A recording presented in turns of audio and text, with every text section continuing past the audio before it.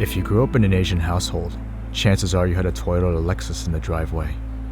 So you probably know that they're reliable, great bang for the buck, but not particularly invigorating. If you're watching this channel, you may also know that Toyota only builds a legendary sports car once every 20 years or so.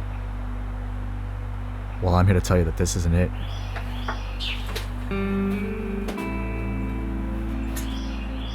This is the Lexus GS-F. It's supposed to be Japan's answer to the BMW M5. But I wouldn't be so quick to call it a competitor just yet. It's currently the top dog in their F performance line, and at $85,000, it undercuts the M5 by almost $20,000. But at the same time, it's only got a naturally aspirated 5-liter V8 with 467 horsepower and 389 foot-pounds of torque. So really, it's more of a competitor for the new BMW 550i. Still, that's some big shoes to fill. And I think it fills them pretty well from a performance standpoint. Once you leave the notion that this is supposed to be an M5 killer, you begin to understand it more.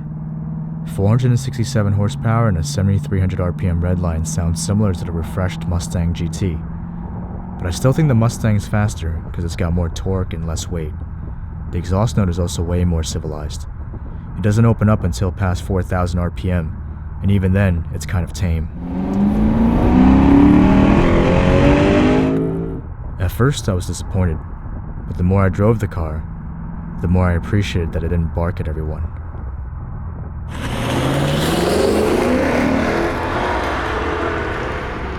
The interior is also a nice place to hang out, but it better be right. After all, it is a Lexus. The seats are well bolstered, and I'm really digging the sporty design language. The one thing they got right is these paddle shifters.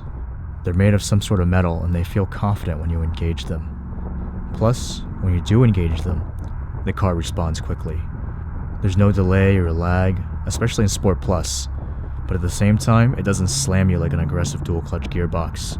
It's a pretty well-balanced transmission. The GS-F comes standard with a torque vectoring differential. And really what it does is hide the fact that this thing is a 2-ton luxury sedan. It gives you the illusion that you're driving something much sportier. Well, I guess illusion is a bad word, because there's actually a bunch of science behind it that makes it faster around a corner than it normally would be otherwise.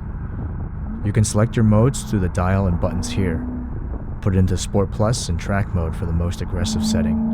I don't have much else to compare this to, but it feels much more planted around a corner than my 535, and that thing weighs 400 pounds less. The one thing that bothers me though is the mid-range punch, or lack of.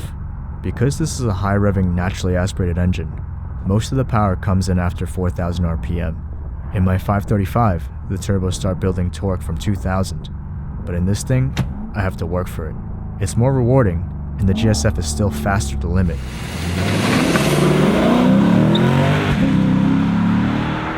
But for fun around town, I'd rather have something with boost. Let's just take a step back for a moment and appreciate what Lexus is doing. They're the only Japanese automaker that's actively competing with the Europeans. And even though they may have missed the mark with this car, I think it's the effort that counts. It's not that I don't like the GS-F, I just don't think the car accomplished what it set out to do. It's lovely and comfortable to drive, but there's just no excitement factor. Such a conundrum. I wish they did something different with the engine.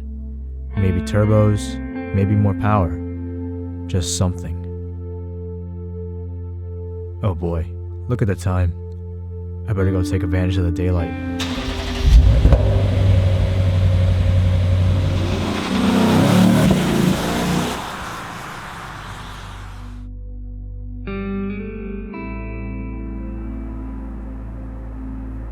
So on top of everything I've said, I'm also on the fence about the way it looks.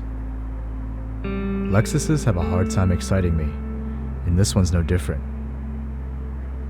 I like what they did with the wide front fenders and the gills, but I feel like the rear doesn't really match. It just looks like a GS350 that took a little bit too much pre-workout and did a bunch of bicep curls. The stacked exhaust tips are the only interesting thing back there. It's also not a photogenic car, it feels a bit dated to me. I can see why this car doesn't really sell. It rides in this gray area between the BMW 550i and the M5. It doesn't stand out from the crowd. If I had to buy a mid-size sedan, I have plenty of other options out there. The Kia Stinger GT, the 550i, and the Audi S6. Starting at $85,000, this thing just doesn't make sense. But if I had to buy a Lexus, I'd save 20 grand and just go with the RCF. It outperforms the GS-F in every department. It's the better looking sister. In hindsight, I feel like I was pretty harsh on the car. And I hope that if Lexus sees this review, they don't take it too personally. After all, I did grow up in an Asian household where my mother drove one for almost 10 years.